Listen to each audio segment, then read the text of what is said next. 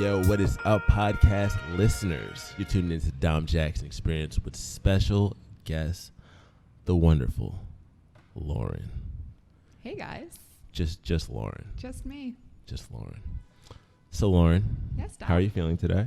I'm feeling great. How are you feeling? Oh, I'm feeling fantastic. Energy is wonderful. The energy is fabulous. Beautiful sunny day in San Diego. Yes, and more yeses. So, Lauren and I, well, first of all, Lauren and I are both East Coasters. Yes. So, like, when we met at 24 Hour Fitness, Horton Plaza. Cue the music. Cue the music. It was instantly just like, boom, like, on the same page. Just like, I don't even know.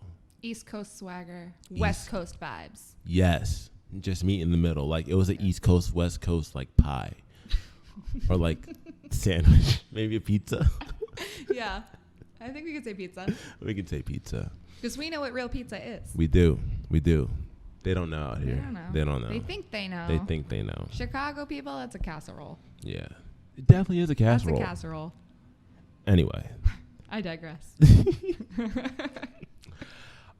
So, Lauren. Yes.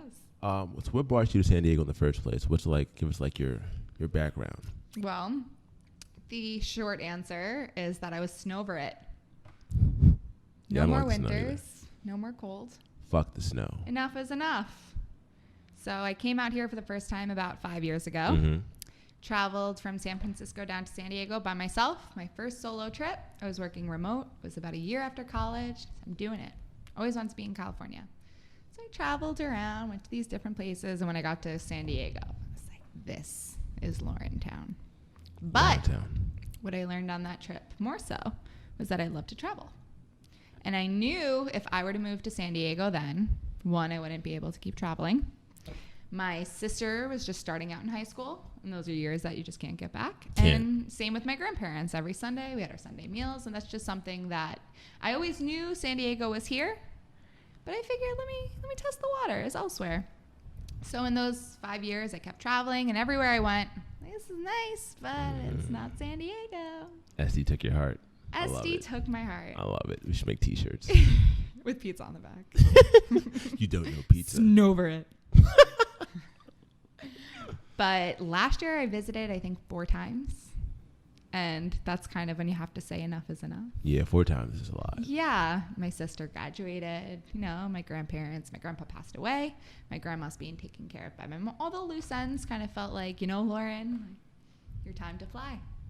So I came out here dog sitting. Found my apartment on Craigslist on the train ride home from my prom date's wedding. Holy shit. Yeah. Shout out to prom date Mike. Shout out to Mike. And yeah, so when I was dog sitting out here, I came, saw my apartment. It was lovely. Said, yeah, this is the place. So then I walked downstairs, saw 24-hour fitness and a now hiring sign. And that's when you know. And it's been history ever since then. Yeah, here I am. So you have a very interesting set of things because you have 3 jobs, I believe. Quite the hustler. Something like that, yeah. Something like that. I wear many hats. Many hats. Maybe like three areas of... 3 areas of life. 3 areas of opportunity, I guess. There we go. That's probably that sounds a little nice. better. 3 areas of nice. opportunity. I like that's that. Good. That's good. So you being, I don't know what position you're in at O-Waves. Yes. Can you explain that to the people, like what how that app works and like, you know, absolutely the deets on that? I would love to. So in my journey of trying to move out to San Diego, the first place that I really fell in love with was Encinitas in North County. So on one of my 4 visits last year, I decided I'm going to find a way to find a job out here and kind of get my foot in the water. And my research, which we haven't gotten into yet, but I'm going to fast forward a little bit. Maybe we should go the other way around then. No, it's okay. I can go back. Oopsie. Something that I study is mindfulness. And I learned that there's a center for mindfulness at UCSD. So I went and spoke with them. And in my New York way, I kind of just approached them as, hi, I'm Lauren, and I'm going to work here. And that's not really the way of the world. And they said there's many other channels that you have to go through to work for UCSD. But I learned a lot about their center and who they're partnered with. Mm-hmm. And one of the people they were partnered with was this app called O-Waves. Always is a holistic day planning app. It's free. It shows your 24 hours as a circle, and you're able to plan the things that, not just that you have to do. I know in my day planner, I have the times I have to go to work, the times I have things that I have to do, but it allows you to plan for things like sleep, nutrition, time with loved ones, and the things that kind of are more vital for our lifestyle medicine. The important things. Yeah, the things that we might not really get enough of if we don't plan for. Mm-hmm. So I reached out to O-Waves and kind of did my whole, hi, I'm Lauren and I'm going to work here. Works every time. Until you don't get a message back and you wait and you think, okay, kind of forgot about this and I'm doing 8 million other things. But then the CEO reached out to me on LinkedIn. And that's when I knew it was time to spruce up my LinkedIn profile. Oh, yeah.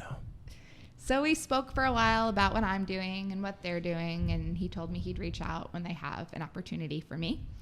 And in September, he reached out and they were starting their research and they wanted me to coordinate their research study.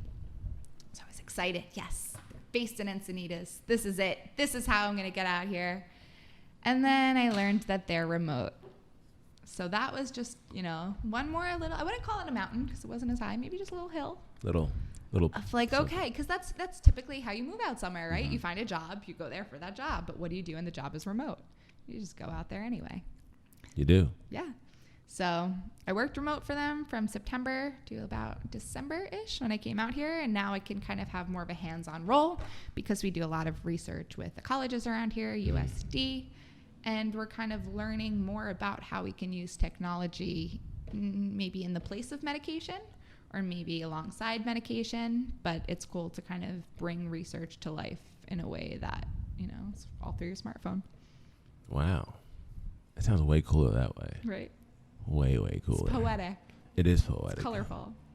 It's magical. This podcast has been sponsored by O-Waves. I know, right? They always, And also maybe pizza. And maybe pizza. Possibly pizza. Possibly.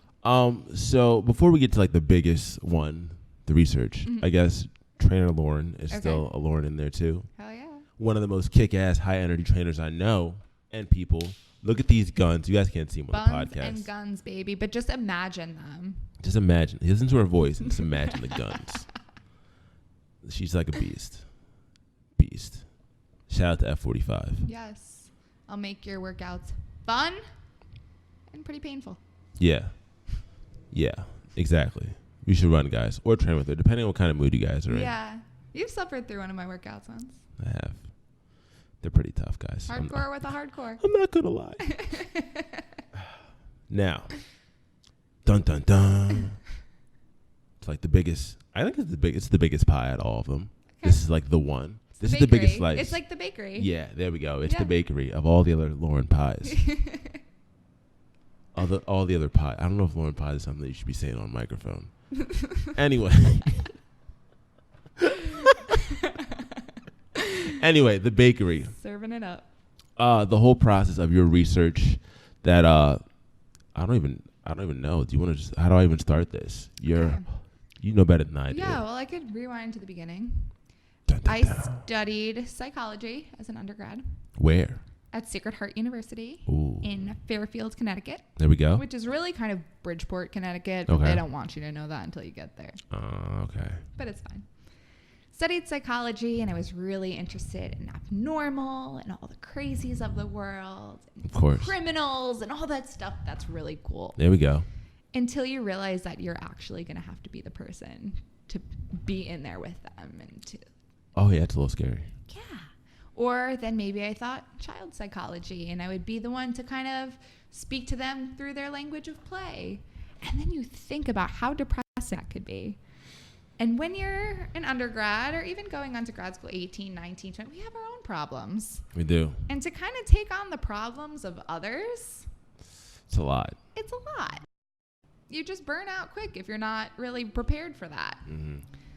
So as I kind of moved on in this world of psychology, I started learning a little bit more about research. Because someone's got to write the textbooks. Someone's got to tell these people who are practicing what it is to actually practice. And it was this kind of pivotal point. I'm a bit of a nerd. I did my undergraduate in 3 years and my master's in 1. Holy shit. So I was at Sacred Heart for the 4 years, But senior year, when everyone was partying, that was my first year of grad school. And it was a full calendar year. Well, I feel a little weird right now. I'm not going to tell you how long it took me to get my bachelor's, but that's another podcast. It's another podcast. I'm impressed. Keep going. So in that pivotal kind of point of transitioning from undergrad to grad school, I was looking for internships. Mm-hmm. So I turned to my favorite website, Craigslist. And I'm Craigslist queen. Yeah. This is the point where I still thought that child psychology was going to be where I was going to go into. One of my many jobs in college, I worked in a kindergarten classroom, loved being around the kids, had so much fun. I just thought it just seemed right. Mm-hmm. Until I found an internship opportunity for social media. And that's when I realized the connection between psychology and social media, psychology and research and social media. So I started doing my internship for them, and my master's is in community psychology. Mm-hmm. And that's when I focused on the community of social media networks. Because think about it. Where we're all talking, what you're listening to this podcast in right now, it's a community. We're online, even though we're not face-to-face. We're a community, guys. We're a community. Oh you are the Dom Jackson Experience community. Oh my god! You built this. Stop. You made this. I'm going to blush. You guys, I'm going to turn so red right now. But it's true. It's a community. We are a community, guys. Some people who are older, or even some people our age, who want to shun social media and say all the negatives about it, they're not, calling a spade a David. They're not acknowledging what things are for as they are. Everyone kind of put these layers and piles of what they want them to be or what they don't want them to be. So I went right down the middle. I'm like, let me just see it for what it is.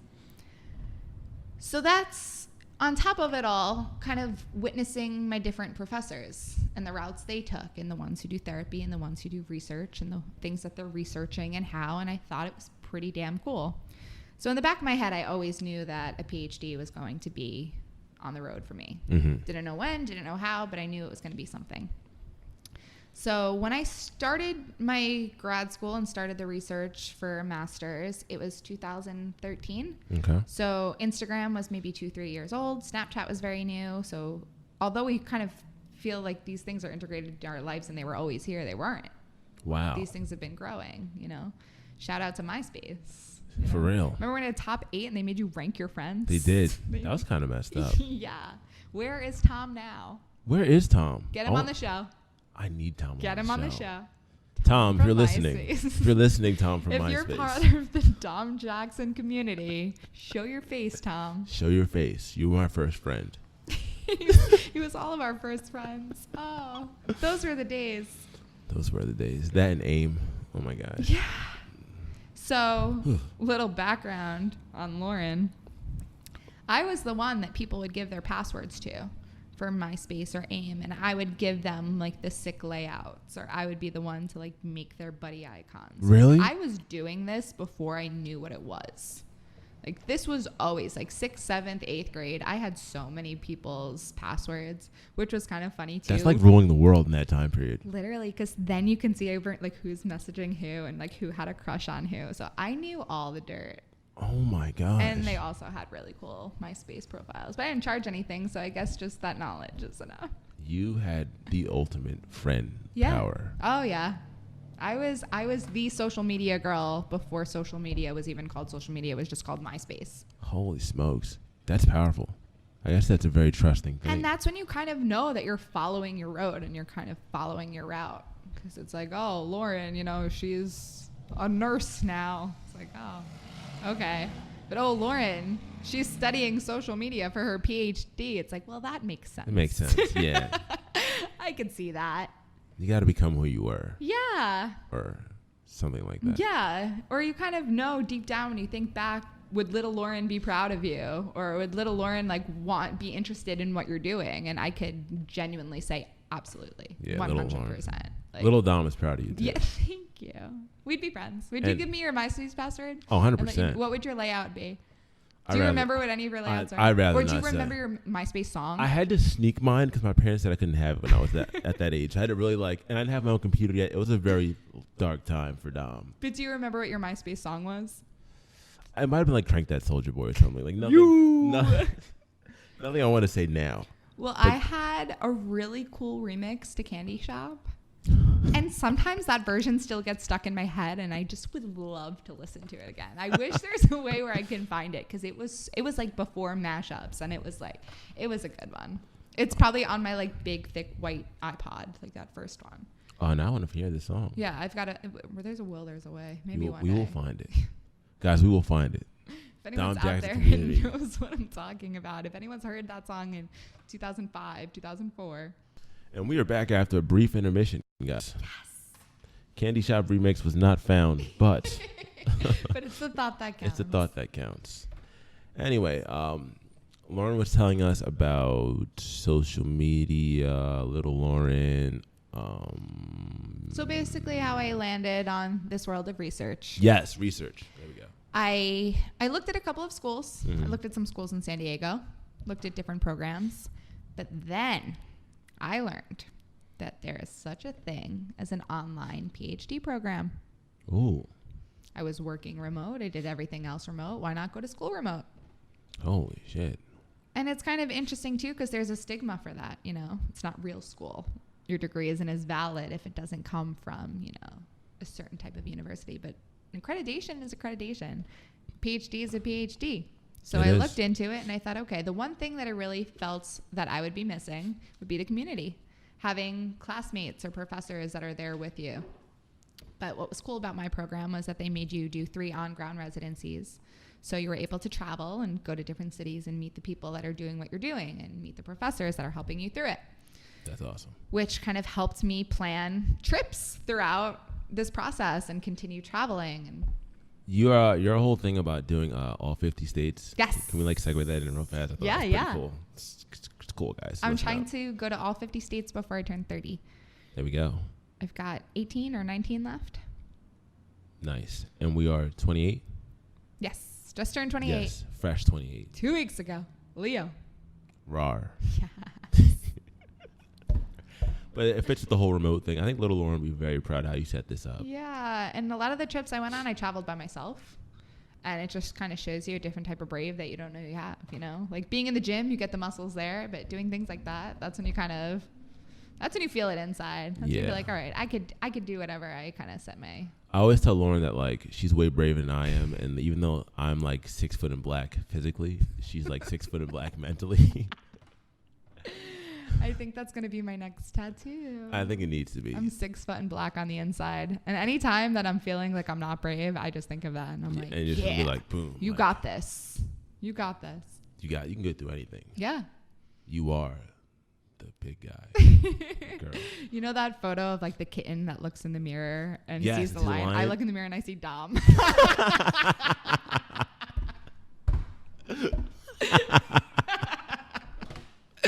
Yeah. That's beautiful. Yeah. I think I'm lower on the inside. So that would make a lot of sense. Yeah. That's awesome.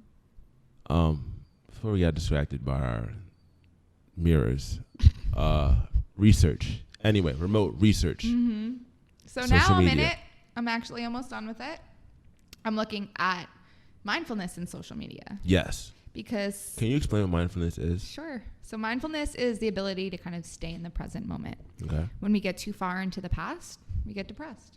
We go too far into the future, we get anxious. But if we could just stay in that moment and just... It's so confusing now what a present moment is when we have our smartphones and we're in the middle of everyone else's present moment too. Holy shit. I didn't think about it like that. What's your present moment? Your present moment is a feeling of the chair on your butt right now, the sound of your voice, you know, the things that you're feeling, the things you're smelling, the things you're sensing, and being able to kind of take that in. I'm taking it all in right now. Just give me a second, guys. Yeah. Nice deep breath. There you go. There we go. I'm mindful AF. Yeah, and some questions that I used for the research, because there's, you know, certain measures you have to use that are valid and reliable. And one that I thought was interesting and stuck with me is when you learn someone's name, do you forget it right away? And I think that's an interesting kind of cue of mindfulness, because when you meet someone quick and are you in that moment of like, okay, I'm remembering your name of what you're telling me? Or does it just kind of come in that fleeting moment with everything else going on? So now that's kind of helped me to be more mindful that when I do learn someone's name. I feel like I'm good at that at work because like it's part of the job. Right. But outside of work, I don't know. It's hard. And that's someone, how many times do you hear someone say, oh, I'm terrible with names? Are you terrible with names, or are you terrible with like staying present? Ooh, I'm going to use that to somebody next time. It's interesting, right? Oh, man. It's pretty cool. Yeah, all right. So, you know, millennials get a lot of the blame. Not the M word. Not the M word, but there's so many cool millennials out there. And That's what I'm saying. It's literally just an age group. Oh, 20-somethings. Like, if social media came out 40 years ago, 50 years ago, people would use it. Exactly, Gertrude. Come on. Thanks, Priscilla. Yeah. don't tell me what to do, Rick. But what I've kind of found through my research is that it's not the generation that you're born. It's your individual personality traits. Yes, this is one of the greatest things that you told me so far. I'm like, guys, listen up.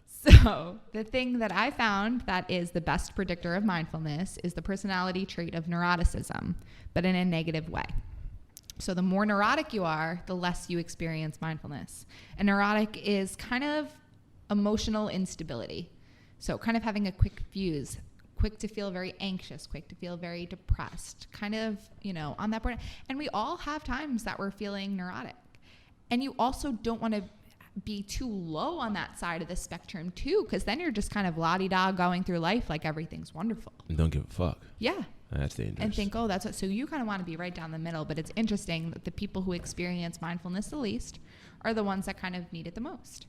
And that's been shown in a lot of different research studies. And that's why that's something that I wanted to focus on. But something that made it different for me was kind of adding that component of social media and digital generation, which gets all the blame. So even when you factor those things in, it still didn't matter. It still comes down to the individual and their personality traits. So let's say someone's 60 on social media. Yeah. And they're high in neuroticism. Mm-hmm. There's more likely chance they're on social media feeling anxious. Or they're not going to be mindful. They're just kind of scrolling through, la-di-da-di-da, but not using social media as a tool, using it as more of an escape. That's the difference, you know? You have a hammer, you could build a house with it, or you can hit someone over the head with it. How are you going to use the tools that you're given? I like that. I like that a lot.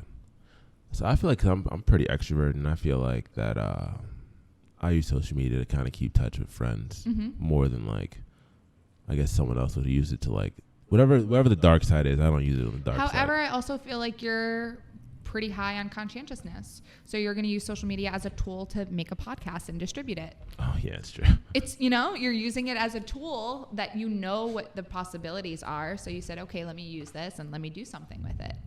That's true. What are the other things? Neuroticism, conscientious. Openness to new experiences. Openness, okay. And that's something that is kind of related to mindfulness too. Because if you're open, then you're more likely to say, okay, like, let me take this in. Let me take an extra second. The acronym is OCEAN. OCEAN. So openness. Openness, okay. Conscientiousness. Conscientiousness, okay. Extroversion. Extroversion. Agreeableness. Agreeableness. And neuroticism. And neuroticism. OCEAN. And we all have all of these things. And they exist on a spectrum.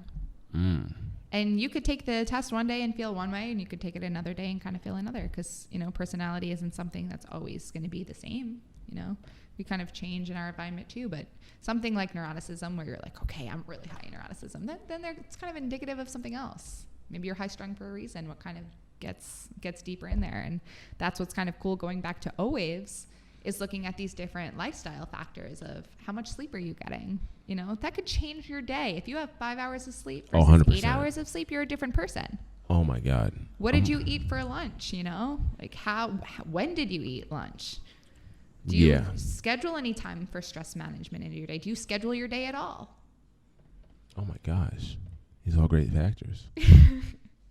I'm trying to think about, because I know a lot of people that, even me, like when I'm hungry, like. You don't want to see me when I'm hungry. Yeah, not the same down. Or when I'm tired. Yeah. I had to eat real quick before this. Like, you want me fresh for the podcast? Let me eat real quick. Yeah. I'm glad you ate. I don't know what a hungry Lauren would have been like. We'd probably just still be on the topic of pizza. We definitely would. I think that's what would have happened. Not that I wouldn't mind the pizza. No, that's podcast. fine. I could do that too. Just pizza all the time. That's fine. However, pineapple on pizza, yes or no? I'm not opposed to anything on pizza, to be honest. I'm openness. I'm an O. I got a lot of O in me. And also agreeable. Yes. OA. I'm OA. See, there's a O in Dom and an A in Jackson. So I just knew from then. I just love pineapple in general, especially grilled pineapple. You do. But if I were to make a pineapple pizza, I like to make it on my own and use like a barbecue sauce with it. Oh. Okay. You know, with the red sauce, maybe if I were to get it out somewhere, especially here in San Diego, I feel like I can't get like just a regular slice of pizza because it's not the same. So might as well go for the specialty. Yeah. But if I were to make it on my own, barbecue sauce, little provolone, jalapenos, red onion, more of like a, you know. Hook it up. Yeah. What's the craziest thing you would put on a pizza? Like, I don't know. Breakfast pizzas. That's pretty unique. oh, it sounds so. That's pretty cool. Fuck. I love need pizzas that. with like a fig and prosciutto, little arugula. Oh, we're getting fancy. Yeah, make it on the barbecue. See, this is even when I'm not hungry. I'll talk about Pizza on a barbecue? Yeah.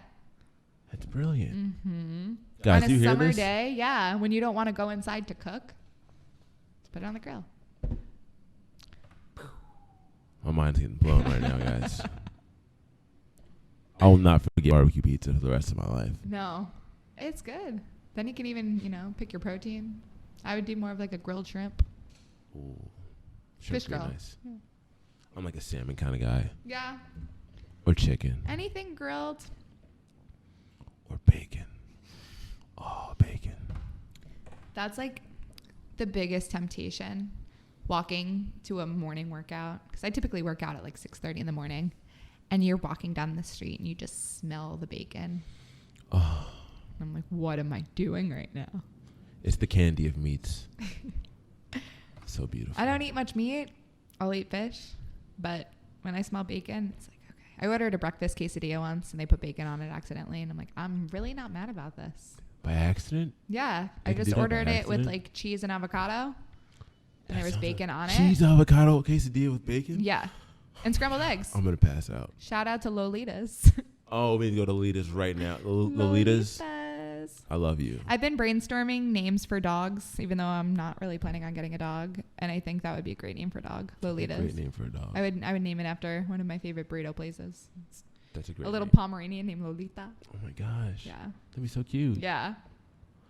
I want like a dog name that's like something you wouldn't expect. Something like a really like regular person name, just so it would just fuck you up. Or like I would name my dog like Neptune or something.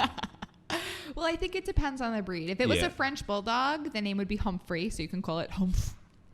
Isn't that just what it looks like? Yeah. That's great. That's amazing. And that's the things you think of when you live in San Diego because you're surrounded by dogs all the time. Dogs, warm weather, and sunshine. Yeah, I walk past a dog and I name it in my head. Oh my god, that's a good thing to do. It's a Yeah. good game. Yeah.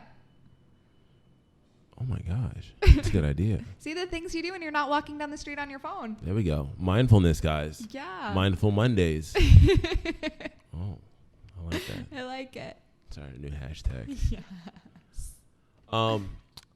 So with your research, how far along are you with the process? I have one chapter left to write. I am so close to the end that I could taste it. I just got my feedback on chapter 4. All very positive. Nothing really about the data or the research that was done, just the way it's presented. So like charts and graphs and all the technical type of stuff like that, Mm-hmm. that I'm going to have to dig back into the textbook and make sure everything's kind of presented like, oh, this shouldn't be in chart form. This should be in text or vice versa. Just like the types of things that you think like, oh, well, this is why it's a PhD. Like this is why it's difficult. That makes sense. And then chapter 5 is just kind of like the conclusion to wrap it up, directions for future research, things of like, okay, how can someone grab what you've done and move forward with it? What's to be learned? So when you have it finished, will it like how does at the end of the process you put your dissertation, and then like you get it published, I imagine. Mm-hmm. So you have it published within the university. Okay. But then what a lot of people, they just get tired of their decision after working on it for so long. It's like, I don't want to see this anymore. But a professor made the analogy to me once, doing that is like getting all the materials ready to bake a cake and not putting it in the oven. So I'd like to kind of break up the things that I did within it and make it kind of publishable for like a scientific journal. Gotcha. Because, you know, getting a PhD separates you from the people who don't have a PhD. But then how do you separate yourself from other people's PhDs is through publication. So the more kind of things you can get your name on, the better. So I would like to kind of do that with my independent research first. And I'm also working on research with O-Waves. What things did you study along with, like, I know you discovered the personality types were the biggest factor. Mm-hmm. Can you tell us some of the things that you did to kind of test things out, or is that confidential? Like, how does that work? Well, I used the big 5 personality traits, but what I was first more interested in, and I could probably say I'm still probably more interested in, is the Myers-Briggs personality type, mm-hmm. and that's those 4 letters. So, for example, I'm an ENFJ, which means I'm extroverted, intuitive, I'm a feeler more than a thinker, and a judger, which kind of just means I'm more like, I'm judging you right now. A little bit more organized, more tidy, a little bit more type A, mm-hmm. where my sister, she and I are a lot alike, but she's an ENFP, which means if you look at my room and then you look at her room, it's like, oh, well, there you go. There's the J and there's the P. Mm. We took this one photo once because one of her teachers is really into the Myers-Briggs. And we were at the gym, my sister and I, and there was this rack of weights that was just a mess. And we were both in front of it, and I'm looking at it like, oh my God, I'm so anxious. And she's looking at it like, and we're like, the J and the P. Oh my God, you just made me so, I hate looking at, I just thought of it. But it's kind of cool to bring that into your everyday life too and relate to people. And that's why I wanted to study psychology in the first place, because no matter what industry you're going in, no matter what you're doing, you're going to be interacting with people. You are. You're going to have behaviors, even just understanding yourself, because then, you know, you're kind of understanding these feelings that you're feeling. Why am I feeling anxious? Why am I feeling sad? Why am I behaving this way? Mm-hmm. So even at work, when you're with other people, it's kind of hard for extroverts to understand introverts and vice versa. You might think someone doesn't like you, or you might think, oh, this person, you know, is looking at me a certain way, but they might not just be comfortable. And kind of knowing what I know now about personality, it's easier for me to express that and kind of be that mediator between people of like, no, like this is why, this is this, you know? Captain Planet of personalities. Yeah, for sure. That's so cool. Yeah. Well, Now I'm trying to think about different things that it's cool too for anyone who's interested in learning. A lot of these tests are free online. Yeah, the Myers-Briggs is what, like www.myersbriggs.com. Yeah, even if you just Google it. Yeah, you can Google it, guys. You can learn all these different things because it's cool to learn about yourself. It is. That was one thing I wanted to do with the research of having people take these tests, that at the end you kind of get the results of what you are. Mm-hmm. But like there's just no channels for that. I just want to graduate. People want to know, they can go look it up. Yeah. But it's cool because that is something that's interesting to people. It is very interesting. And it's a nice wedge to kind of talk about mental health. You know, everyone has a personality, so you're more likely to talk about things like that mm-hmm. than, oh, are you depressed? Oh, are you anxious? Rather than, oh, are you extroverted? Or, oh, like, how do you score on neuroticism? That's a better way to think about it, too. Mm-hmm. Because some people might be feeling like they're depressed, but maybe they're just neurotic about something, and then it can kind of get to a deeper thing of, like, you know. Find that source, whatever that thing is. You know, we're kind of quick to medicate. We're kind of quick to label. Here we are. And not to say that that's a bad thing. You know, there's certain instances where you need it, but I think it's always that connection of kind of understanding first. Yes, 100%. So will you get a book out of this? Or like a textbook? Will you write a textbook? I would love to write a book. Little Lauren always wanted to write a book, but I think it would be way more baller to publish a book with PhD at the end of it. Oh, 100%. So and that's my mindset too. If I can write a dissertation, I can write a book. That's cake. Yeah, that's enjoyable. Cake. I already bought a notebook and I was like, this will be my notebook that I will start it in. But you don't know how many notebooks I've done that with. And then I just started writing notes on other things and That's why I love doing blog posts. And that's why I love like writing in that way. Because it's like, okay, well, I'm not going to tackle this big mountain of writing a book right now. Let me do some blogs and have people, you know, get a taste of my writing and what I do and give me practice. And use social media. What do you usually blog about? I haven't dug that deep into your blog yet. It started out when I did that first trip out to California by mm-hmm. myself. And I used that as a way to kind of talk about what I was doing out here mm-hmm. rather than answering everyone's questions. Oh, that's such a good idea. Oh, what are you up to? So it started as like, oh, week 1, week 2, this is what I'm doing. And then it's like, okay, well, when you're not traveling, you do it. So it's like things learned from travel or, you know, how to travel by yourself. Mm-hmm. And then it kind of got further away from traveling and dug deeper into the root of getting out of your comfort zone. Because I'm someone who was very anxious. Like my anxiety was always through the roof. And what's really helped me has just been pushing myself further and further outside of my comfort zone. I agree. Where now you just become comfortable. And, you know, your worst case scenario, because that's what anxiety is. You're just always imagining this worst case scenario. It almost never happens. It never happens. Yeah. And it's like, I read something once, anxiety is like praying for what you don't want. Oh my gosh. That's good. Right? That's good. So just pushing myself further and further out of that comfort zone has been what's helped me. And that's why I thought that was kind of the theme of what I've landed on. So, you know, some things stay within that. Some things it's like, okay, well, it's mental health day, so let me write something about that. Or sometimes something will just strike a nerve. Yeah. And I'm like, I need to write about this. Or, you know, fun things. Like when I turned 27 last year, it was like 27 things that are better than complaining about 27, you know? Oh, that's good. So just, it's a nice little forum to have when you want to get something out there. And that's how I landed on the name Out There Social. There we go. Well, we'll plug it up later, but that's her tag, guys. You want to follow her. And my website. OutThereSocial.com. Mm-hmm. It's awesome. The follow up on Lauren's point about getting out of your comfort zone, like it's definitely something that, like, no matter what you guys are trying to do, you got to start it off like you got to either start off small or just jump and fucking do it. Like it's one of the things you gotta do. Like for instance, me starting this podcast, something that I wanted to do for a while. I wanted to do this this 2019 this year, all 2018. I was going to start my podcast, but I didn't start it until September last year. Oh my gosh. Wow. Almost coming up on a 1 year anniversary. Oh my God, that's going to be an epic show. Fuck yeah. But, you know, it's just one of those things you got to just fucking go do it, or at least start small. Like before I even put anything out online, I just do like little things on Snapchat, and like you just kind of got to build up your weights. Yeah, I was going to say balls, and I was like, don't want to go balls. Like, I'll say balls. There we go. We're East Coasters. Balls. But you gotta just grow the fuck up and do it. Like, and nerves mean you care. Yes. You know, being scared means you care. It does. And that's a good thing. It's okay. And it's okay to feel anxious, and it's okay to feel scared, because that means you're probably about to do something really great. That is true. The more nervous you feel, it's almost you almost have to do it if you feel nervous. Yeah. That's one of my rules for certain things. I'm like, if I feel nervous, I gotta fucking do it. Just think you're 6 foot and black on the inside. Yeah. Until you walk into like ballet class, and I'm like, fuck. Wait a second, I'm 6 foot and black on the outside.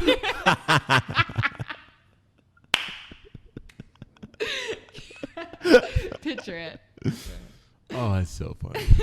That's so funny. So if people wanted to practice being more mindfulness, being more mindful, what are some of the things you would have them do? Okay. Well, as far as mindfulness in social media, 2 things that I often preach or tell people are little tips and tricks. The first one is to pick a cue. So this is something that could work in mindfulness in real life, and mindfulness on social media. So for social media, depending on what type of accounts you follow, just say it's a lot of fitness accounts. And just follow us. So when you come across a fitness post in your feed, use that as your cue to say, okay, how long have I been here? How long have I been scrolling? What happened before this that led me to open up Instagram? Like, is there something else that I should be doing? A lot of the times when I do this, it's because I'm bored. I'm in the middle of writing the dissertation. I'm so tired of it, and I just don't even remember going to my phone and scrolling through. But then when I hit that cue, it's like, okay, bring me back to life. And the more you do that, the more accustomed you get to that. I give that to my personal training clients as a way to engage their core, keep their shoulders out of their earlobes. Shit, let me fix my point. Yeah, as a way to kind of check in with yourself. Where are you breathing? Is it shallow? Is it in your belly? And one guy, he's like, you know what my cue is going to be? Homeless people. I'm like, that is turning a negative into a positive. So now he's always so aware of his posture. There we go. There's a lot of homeless people out here in San Diego. So definitely is a good cue to have. So that's one thing, cueing. And the second thing for social media mindfulness that I like is, at the end of the day, write one thing that you've learned from social media. Because then you're kind of going through your feed now and you're digesting information rather than just having things thrown at you. And this is a scary time, because I don't know if you're a South Park fan, but there was this one episode that it's kind of really true.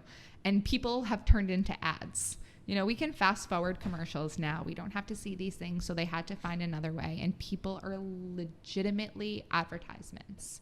They are. So if we're mindless and we're just scrolling, we're just digesting not only products that they want to sell, but thoughts and ideas. And that's scary because that's when we can be controlled. So if we want to take the control back, you have to be mindful of what you're doing, or else they're just throwing things at you and you're just a sponge. So if you're writing down something that you learn, you're going through your feed now and saying, oh, like, what am I getting out of this? Are they trying to teach me something? Look at each thing that's being posted and think about why they're posting it. Are they trying to teach me something? Are they trying to sell me something? Or are they just posting this because they like this picture of, you know? Yeah. Watch out for the thirst traps too, guys. There's tons of them on Instagram. Yeah, they're trying to sell themselves. Yeah. They're trying to sell you some DMs. Selling DMs is hilarious. That's fucking hilarious. DMs for sale. There we go. Get your DMs while they're hot. Oh, yeah. And don't drink fit tea either. No, it's stupid. All of that stuff. It's so mindless. I hate the people who try and like make me buy into their Ponzi schemes. I just think of Always Sunny and flip it upside down. It's a pyramid scheme. It really is. Someone sent me like their product to try and promote and sell their protein. And typically I'll just ignore it, but I got really mad because it took me so long to land on the protein powder that I like, because I'm loyal to it, because I like their ingredients, sodium content, protein content, sugar. Like, I've really like done my research on what I put in my body and what I'll tell my clients to use. Mm-hmm. So if I'm going to start pushing your crap, like I don't do that. I'm not trying to make a quick buck. But what I did was I just screenshotted their nutritional content, and I screenshot the nutritional content of what I use, and I just sent it, and I was like, no. Yeah, we don't want your bullshit. This. Yeah, so it's like being aware and being observant, and the more mindful you are, mm-hmm. the more aware you're going to be of these things. That's so good. Yeah. That's so good. You know, people think mindfulness, and it's like, oh, Buddhism, you sit on the floor and meditate, and like, yeah, that could be a part of it. But walking can also be a meditation, you know, like your feet know what to do. Isn't that crazy? Like, you're not thinking of where to put each foot. Think about walking on an unstable surface, walking through rocks. Your feet know the way. Like, that's a meditation in a way. Oh my gosh. Anything could be a meditation if you want it to be. This podcast could be a meditation. It could be, yes. Oh. You're thinking about it. Are you listening to us right now, or are you scrolling through your phone as we're talking? Put your fucking phone down. Put your phone down. Listen to the sound of my voice. This is dumb. Unless you're taking a personality test. Yes. But like, wait till later to do that. Yeah, wait till later. Enjoy the podcast. Enjoy the now. Be mindful in the Be now. here now. Oh my gosh, this is exactly why we need. Yeah. Should we tell them? What? About the podcast. Oh. Should we promote it now? Yeah, we're not telling inside jokes while you guys are listening. Definitely not. Not at all. We're not scheming. Not planning anything. No. Yeah. Should we tell them? We could tell them. Okay. We could tell them. Well, guys. Well, podcast, YouTube, world listeners, world domination, domination. Oh my gosh! Can we just call it the World Domination? That's podcast? funny. That'd be hilarious. I like it. But we can keep going. We can get better. Yeah, we'll figure it out. We can do better than that. Anyway, for all you people who enjoyed this podcast so much, and we know you enjoyed it so much. All of you. Hi, Mom. You know she's listening too. Anyway, we are starting a podcast together. Yes. It's going to be fantastic. Don't blame Regis. Michael Strahan. Kelly Ripa vibes. Yeah. It's us. It's us. I wish I could Photoshop the photo of us right here, but you'll see it at the cover. But you'll see it. Shout out to my sister who That's made right. it. Shout out to Tori. Don't blame Regis, baby. Don't blame Regis. And what we're going to talk about, I have no fucking idea. But it's going to be great. Yeah. It's just going to be great because it's going to be us. Yeah. It's going to be funny. Mm-hmm. I don't have anything else to promo. Do you? Well, hold on, guys. First of all, Lauren, thank you so much for coming on the show. Oh, my pleasure. Thank you for having me. You were fantastic. Learned a lot of things. I was very mindful the whole time. I hope I was. Yes. I mean, even just doing this, you know, what a good use of time.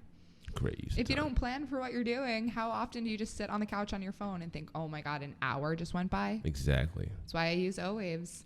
When you plan for the things that you have to do, you could see your free time, and then you could actually use your free time wisely. And it doesn't mean you have to make work in your free time. You could actually say, I'm using this hour to relax, or I'm going to use this 20 minutes to be on my phone. But you're mindful of it. You plan for it. You do plan for it. Yeah, guys, do that. Plan out your social media succeed. time. Plan to succeed. Are you afraid of success? Yeah. Failing the plan is failing the plan. Hold on. Failing the plan is planning to fail. Yes. There we go. Yes. And if not, you just do something fun. You just listen to all my videos. I'm not going to promote myself the entire time. So what you guys can do instead, you can go on O-Waves, download O-Waves, set up your schedule, be mindful. It's free. Read Lauren's blog. Out There Social. You can exercise. You could exercise. Anyway, drink hold on. water. We're getting distracted. What I wanted to do is listen, Lauren. Yes. Where can people find you, follow you, contact you? Where Out There Social. On everything? Yeah. Instagram, blog, Facebook. OutThereSocial.com. OutThereSocial.com. Mm-hmm. Even if you look up the hashtag Out There Social. My fitness is Work Out There Social because I thought that was quirky. I like it. Anyway, guys, thanks so much for listening. Hope you guys enjoyed the day. We are. Yeah, we fucking are loving this day. Anyway, guys, thanks so much for listening. You guys are the best. Enjoy the rest of your day. And as always, take care. Adios.